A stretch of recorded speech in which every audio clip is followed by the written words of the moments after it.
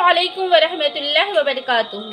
हज़रत अबू हुरैरा रज़ी अल्लाह अन्हु रिवायत करते हैं कि रसूलुल्लाह सल्लल्लाहु अलैहि वसल्लम ने इरशाद फरमाया, जब अल्लाह ताला आसमान में कोई हुक्म नाफिज फरमाते हैं तो फरिश्ते अल्लाह ताला के इस हुक्म के रोब हैबत की वजह से कांप उठते हैं और अपने परों को हिलाने लगते हैं, और फरिश्तों को अल्लाह ताला का इरशाद इस तरह सुनाई देता है जैसा चिकने पत्थर पर जंजीर मारने की आवाज़ होती है।